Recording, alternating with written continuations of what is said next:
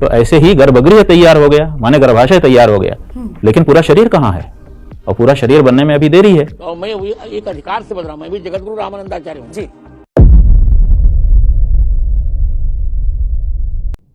जय जय श्री राम दोस्तों, यदि आप एक सनातनी हैं तो आपको इस वीडियो को पूरा जरूर देखना चाहिए। पता है क्यों? जब तुलसीदास जी रामचरितमानस की रचना कर रहे थे और रामायण में भगवान श्री राम का जन्म हो रहा था, तब तुलसीदास जी ने एक चौपाई लिखी है। वो चौपाई है, जोग लगन ग्रह बार तिथि सकल भय अनुकूल चर अरु अचर हर्ष जुत राम जन्म सुखमूल। इसका अर्थ है दोस्तों कि जब राम भगवान का जन्म हो रहा था तब ग्रह, नक्षत्र और सभी चीजें मर्यादा पुरुषोत्तम भगवान श्री राम के अनुकूल हो गई थी। राम जन्म की खुशी के कारण सजीव लोग तो खुश थे ही, जो निर्जीव थे, जो अचर थे, उनमें भी खुशी की लहर दौड़ रही थी। तुलसीदास जी ऐसा लिखते हैं। लेकिन 21वीं सदी में जब हम सैकड़ों सालों के संघर्ष के बाद अपने रामलला को उनके मंदिर में प्रतिष्ठित कर रहे हैं, तब हमारे देश में अनुकूलता अनुकूल नहीं दिखाई दे रही है। ऐसा हम इसलिए कह रहे हैं क्योंकि हमारे धर्म को सनातन धर्म के शीर्ष कहे जाने वाले जो शंकराचार्य होते हैं, उनमें अनुकूलता, उनमें संतुष्टि हमें नजर नहीं आ रही है। हम पिछले कई दिनों से कई शंकराचार्यों के बयान सुनते आ रहे हैं जिनमें वे ये कहते हैं कि अभी मंदिर अधूरा है या मुहूर्त ठीक नहीं है और उनके ओहदे को सही तवज्जो नहीं दी जा रही। कुछ मायने में उनकी बात भी सही है और कुछ मायने में इसके जो एंटी, जो लोग इसके विपरीत कह रहे हैं, उनकी बात भी सही है। देखिए, हम सामान्य लोग हैं, हम हिंदू धर्म को, सनातन को मानते हैं। हम अपने घर में कोई छोटी सी पूजा या हवन करवाते हैं, रक्षाबंधन मनाते हैं, होली मनाते हैं, दिवाली मनाते हैं। उसमें भी ज्ञानी लोगों से, पुरोहितों से, पंडितों से या ऐसे लोग जो ज्योतिष का ज्ञान रखते हैं, उनसे एक अच्छा शुभ मुहूर्त निकलवाते हैं और उन सारी दशाओं के अनुकूल होने पर हम यह सुनिश्चित करते हैं कि अब यह पूजा का सही समय है। तो हमारे देश के लिए, सभी सनातनियों के लिए इतना बड़ा खुशी का अवसर आया है। रामलला अपने भव्य मंदिर में विराजमान होने जा रहे हैं। तो इस भव्य आयोजन में, भव्य प्राण प्रतिष्ठा में मुहूर्त को लेकर कंफ्यूजन होना चाहिए या इन बातों को लेकर कंफ्यूजन होना चाहिए कि हमारे धर्म के शीर्षस्थ कहे जाने वाले शंकराचार्य या रामानंदाचार्यों के बीच में मतभेद चल रहा है। अब हम ऐसा इसलिए कह रहे हैं क्योंकि हमने सुना ज्योतिर्मठ के शंकराचार्य स्वामी श्री अभिमुक्तेश्वरानंद जी को। आप भी सुनिए कि उन्होंने क्या कहा। तो वही हम कह रहे हैं कि कुछ लोगों को, जिनको शास्त्र की समझ नहीं है, वो ये भी कह सकते हैं कि वहाँ बैठने लायक जगह तो बनी गई है, लेकिन कोई भी जो विशेष व्यक्ति जब बैठता है और जब कोई सामान्य व्यक्ति तो कहीं भी झाड़ पोंछ करके बैठ जाता है, लेकिन विशेष व्यक्ति तो जब उसका आसन पूरी तरह से निर्मित हो गया हो और उसमें जो भी प्रतिष्ठाएं करनी है वो कर दी गई हों, विन्यास कर दिए गए हों, तभी वो विराजमान होता है। तो ऐसी स्थिति में भगवान श्री राम को विराजमान होना है। मंदिर अभी बना नहीं है और अधिकतर लोग समझते नहीं हैं। वो जानते हैं कि मूर्ति में प्राण प्रतिष्ठा होनी है।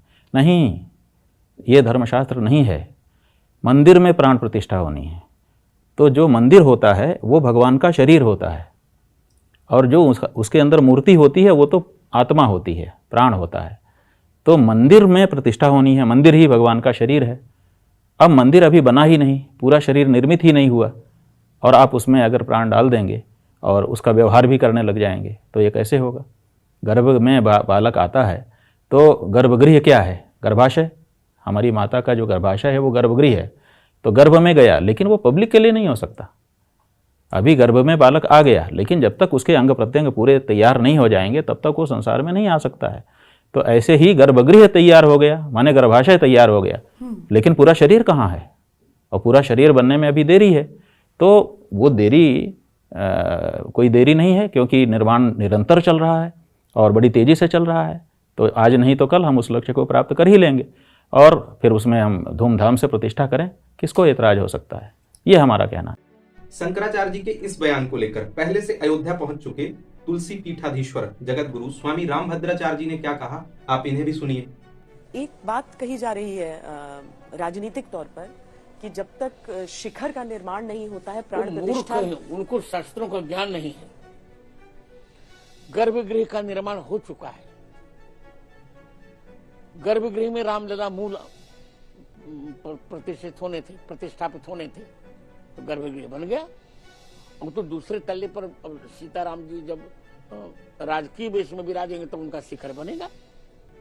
शिखर कोई प्रतिबंध नहीं है। तो शिखर निर्माण से नहीं जुड़ता है प्राण प्रतिष्ठा? नहीं, प्राण प्रतिष्ठा का प्रकरण शिखर निर्माण से नहीं जुड़ता। दूसरा गुरुजी, ये कि प्राण प्रतिष्ठा कौन कर सकता है, कौन यजमान हो सकता है?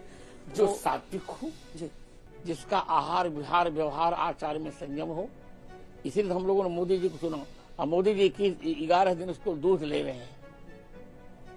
संयम, वो संयमित व्यक्ति हैं, प्रधानमंत्री होकर भी नॉनवेज नहीं लेते, तो उनको अधिकृत करने में कोई पाप नहीं। और निमंत्रण को लेकर जो पूरी चर्चा चली कि शंकराचार्य जी लोग नहीं आएंगे, तो उससे तो उनका अपना व्यक्तिगत विषय, नहीं आए मत आए, उससे कोई हानि नहीं। कोई हानि नहीं। मैं रामानंदाचार्य हूं, मैं तो आ रहा हूं जी। और शंकराचार्य के बराबर ही रामानंदाचार्य का पद होता है। हमने जितने संघर्ष किए, कोई शंकराचार्य राम मंदिर में संघर्ष करने आया था क्या? तो मैं भी एक अधिकार से बदल रहा हूं, मैं भी जगत गुरु रामानंदाचार्य हूं जी। कोई शंकराचार्य इस समय ऐसी स्थिति में नहीं है जो मेरे सामने 5 मिनट को संस्कृत बोल ले। मैं भी वो शंकराचार्य, मैं रामानंदाचार्य हूँ। वे राजनीतिक लोग हैं, धर्मशास्त्र जानते नहीं, अपलाप कर रहे हैं। Let them bark. Let them bark. Swami ji, 2 धर्म गुरु हैं आप हमारे धर्म के शीर्षस्थ संत हैं। यदि आप में ही वैचारिक मतभेद होंगे तो हम सामान्य लोगों का क्या होगा? आप हमें निर्देशित करिए कि सही विधि विधान क्या होगा। गुरुजी, हमारा आपसे निवेदन है कि हम पूरा सनातन धर्म, इस प्राण प्रतिष्ठा को आयोजित करने वाला ट्रस्ट, और हम उम्मीद करते हैं कि इस देश की सरकार भी, यदि आप एक मत होकर शास्त्र सम्मत पूरी दृढ़ता से कोई निर्देश देंगे तो हम सभी सनातनियों को आपका निर्देश मानना ही होगा।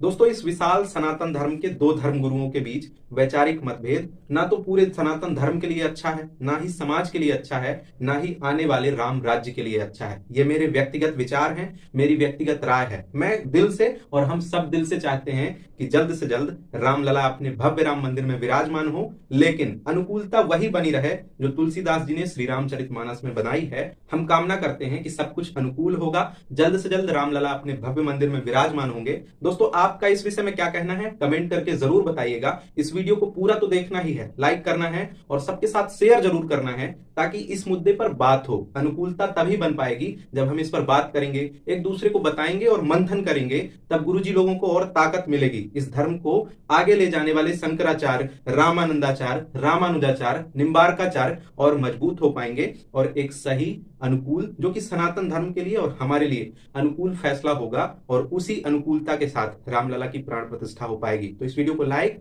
शेयर जरूर करिएगा, और यदि आपको हमारा काम अच्छा लग रहा हो तो सब्सक्राइब भी कर लीजिएगा और कमेंट में जय जय श्री राम जरूर लिखिएगा। जय जय श्री राम।